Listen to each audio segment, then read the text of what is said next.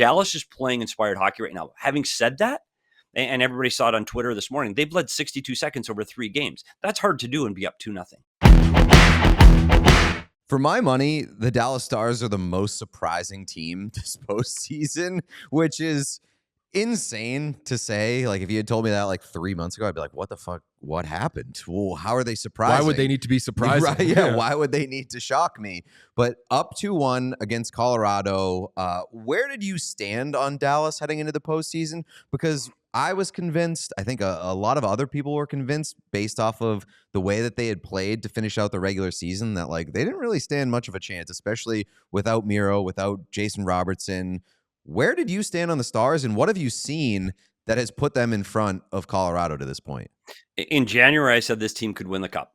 And then the injuries happened. And I tell you what, the first 20 games with Seguin, Duchesne, and Marchment, that was one of the best lines in hockey over the first 20 games, and then Seguin gets hurt. Down the stretch, they lose 7 straight. They had 2 or less goals in 3 of their last 6. Gave up 3 or more in 7 straight. Like 3 or more in 7 straight against pretty average teams before you go play Colorado. I said they were in big trouble. I said Colorado was the better team going in. I said Colorado has more firepower, did better at the trade deadline. Blackwood's been great. I really liked Colorado. Matter of fact, if you check my bracket, I have Colorado in the finals. I was that high in the Colorado Avalanche and how they were playing going in. But Dallas has surprised me.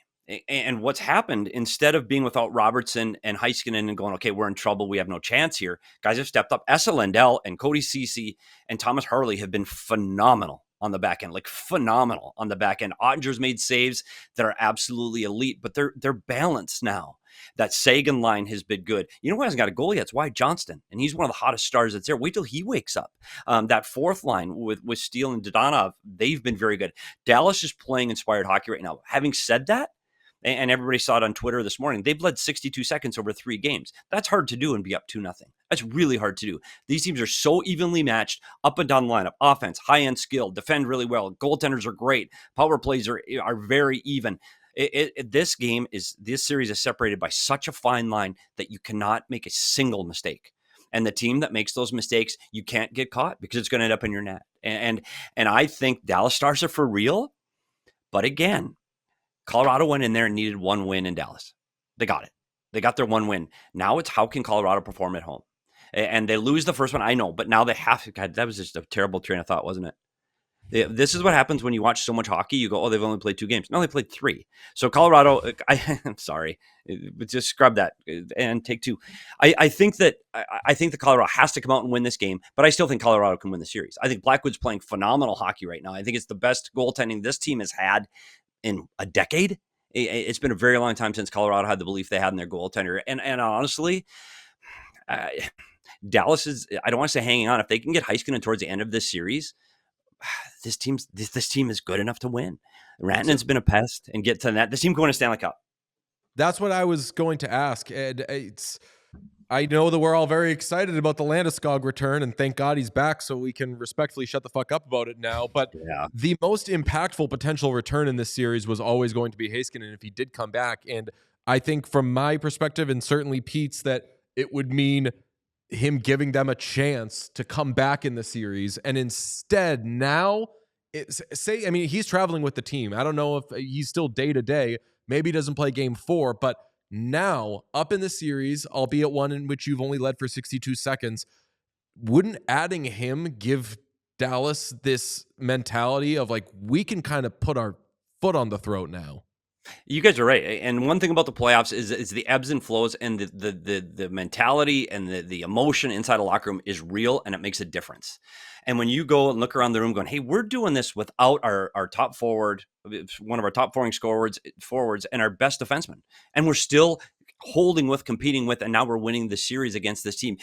Heiskanen walks in the room, it's all of a sudden your chest puffs out a little bit more, and it's real. And you go, okay, now we're adding this, we're even better.